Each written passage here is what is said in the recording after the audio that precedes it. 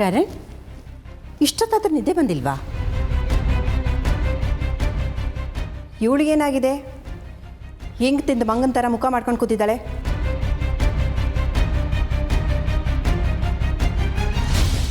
ಹಾಗೇನಿಲ್ಲ ಅಜ್ಜಿ, ಸುಮ್ಮನೆ ಕೂತಿದ್ದೆ ಅಷ್ಟೇ.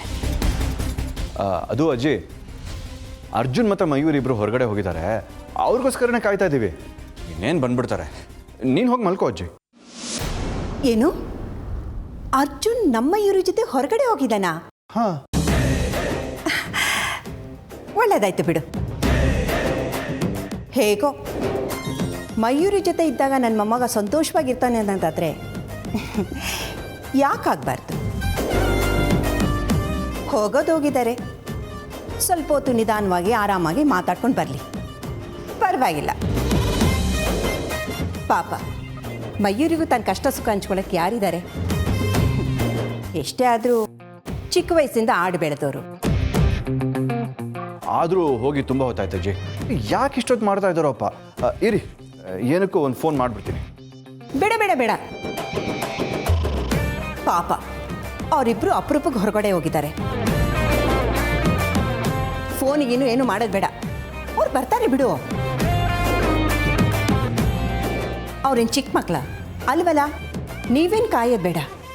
ನೀವು ಹೋಗಿ ಮಲಗಿ, ಅವರು ನಿಧಾನಕ್ಕೆ ಬರಲಿ.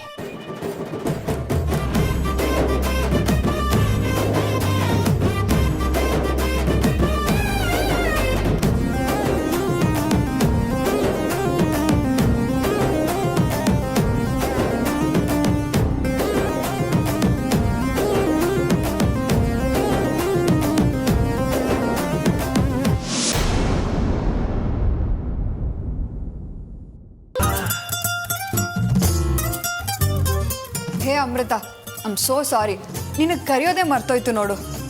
ಬಟ್ ಜ್ಞಾಪಕ ಮಾಡಿಕೊಂಡು ನಿನಗೋಸ್ಕರ ಅಂತ ಪಾರ್ಸೆಲ್ ತಂದಿದ್ದೀವಿ.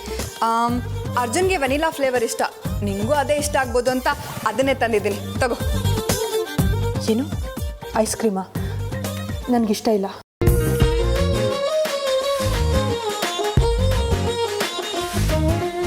ಅದರಲ್ಲೂ ರಾತ್ರಿ ಹೊತ್ತು ಐಸ್ ಕ್ರೀಮ್ ತಿನ್ನೋರನ್ನ ನಮ್ಮ ಕಡೆ ಹುಚ್ಚರು ಅಂತಾರೆ.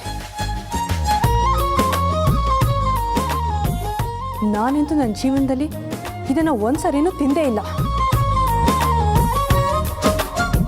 ತಿನ್ನೋದಿರಲಿ, ಅದನ್ನು ಕಣ್ಣಲ್ಲಿ ಕೂಡ ನೋಡಬೇಕು ಅಂತ ನನಗನ್ಸಲ್ಲ.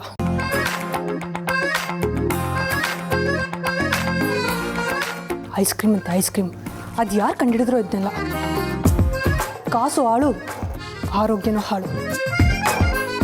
ಹಲೋ ಮೇಡಮ್, ಏನಿದು ಐಸ್ ಕ್ರೀಮ್ ಅನ್ನೋ ಅದ್ಭುತನಾ?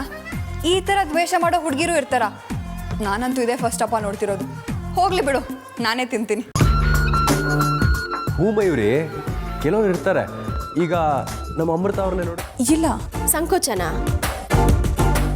ಎಂಥದ್ದು ಇಲ್ಲ. ನನ್ಗ್ಯಾಕೋ ಇದು ಮಯೂರಿ ಅಲ್ಲ ಮಯೂರಿ ಎಫೆಕ್ಟು ಅನ್ನಿಸ್ತಿದೆ.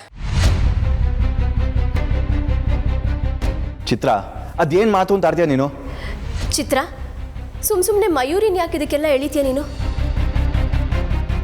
ಅಮೃತ, ನೀನು ಅವಳ ಮಾತಿಗೆಲ್ಲ ಬೇಜಾರು ಮಾಡ್ಕೋಬೇಡಮ್ಮ. ಹಾಂ, ಈಗೇನು ಅರ್ಜುನ್ ಹತ್ರ ಹೋಗಿ ಕೇಳಬೇಕು ಅಷ್ಟೇ ತಾನೇ? ನಾನು ಹೋಗಿ ಕೇಳ್ತೀನಿ ಬಿಡು, ಆಯ್ತಾ?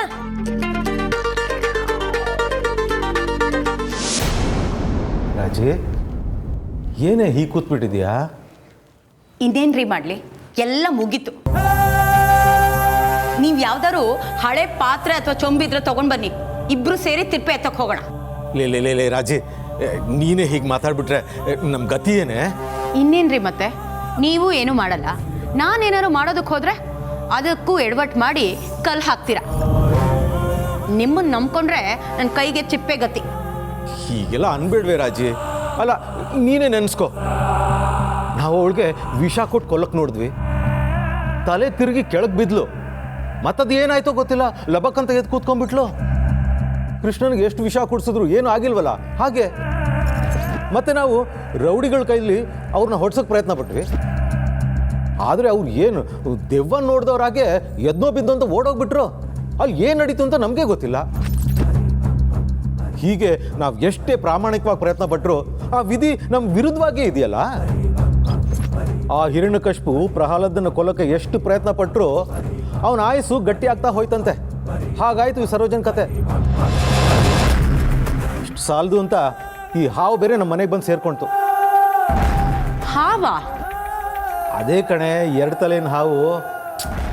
ನಾನು ಅಮೃತನ ಬಗ್ಗೆ ಹೇಳ್ತಾ ಇದ್ದೀನಿ. ಪ್ಲೀಸ್ ಅವಳ ಹೆಸರು ಎತ್ಬೇಡಿ ನನ್ನ ಮುಂದೆ. ಅವಳಿಂದನೇ ಇದೆಲ್ಲ ಆಗ್ತಾ ಇರೋದು. ಅವಳು ಒಬ್ಳು ಇರಲಿಲ್ಲ ಅಂದಿದ್ರೆ ಸರೋಜನ ಇಷ್ಟೊತ್ತಿಗೆ ಹೊಸ್ಕಾಕ್ಬಿಡ್ಬೋದಾಗಿತ್ತು. ಆದರೂ ನಾವು ಇಷ್ಟು ಬೇಗ ಸೋಲ್ಬಾರ್ದಿತ್ತು ಕಣೆ. ಆ ಸರೋಜ್ ಹುಷಾರು. ಚಿಕ್ಕಪ್ಪ, ಚಿಕ್ಕಮ್ಮ, ಒಳಗಿರೋ ಮಗು ಗಂಡೋ ಹೆಣ್ಣೋ ಗೊತ್ತಿಲ್ಲ, ಆದರೆ ತುಂಬ ಬಲಶಾಲಿ ಅನಿಸುತ್ತೆ.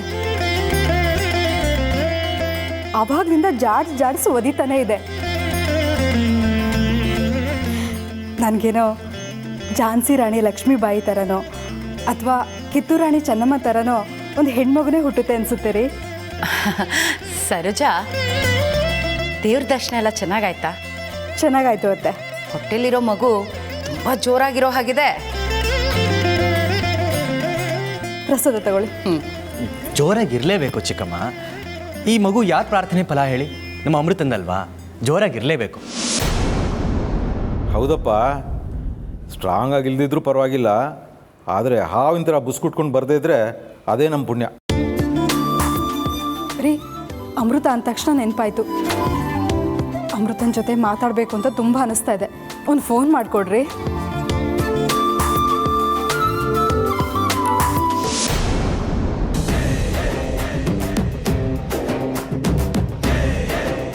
ಏನಿವತ್ತು ನಮ್ಮ ಸಾಹೇಬರು ಬೆಳಗ್ಗೆನೇ ಬೇಗ ಎದ್ದು ರೆಡಿಯಾಗಿ ಎಲ್ಲೋ ಹೊರಟಿರೋ ಹಾಗಿದೆ.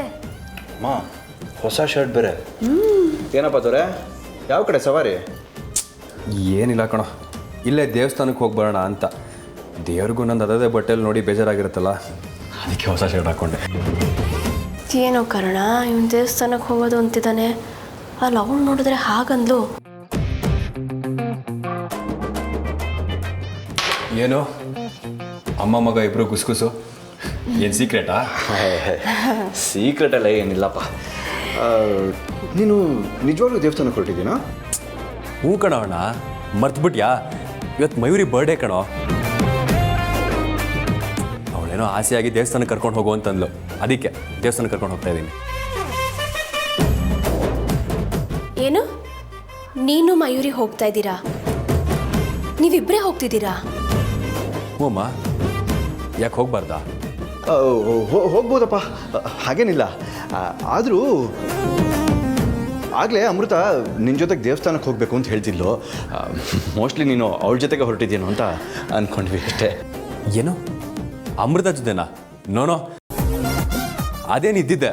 ನಾವಿಬ್ಬರು ಯಾವಾಗಲೂ ಹೋಗ್ತಾ ಇರ್ತೀವಿ. ಇವತ್ತು ಮಯೂರಿ ಬರ್ಡೇ, ಅವಳ ಪಾಲಿನ ಸ್ಪೆಷಲ್ ಡೇ, ಅದಕ್ಕೆ ನಾವಿಬ್ಬರೇ ಹೋಗ್ತಾ ಇದ್ದೀವಿ. ಅಪರೂಪಕ್ಕೇನೋ ಆಸೆ ಪಟ್ಟು ಕೇಳಿದಾಳೆ. ಬರ್ಡೇ ದಿನ ಇಷ್ಟು ಸಣ್ಣ ಆಸೆಗೂ ಇಲ್ಲ ಅನ್ನೋಕ್ಕಾಗತ್ತಾ?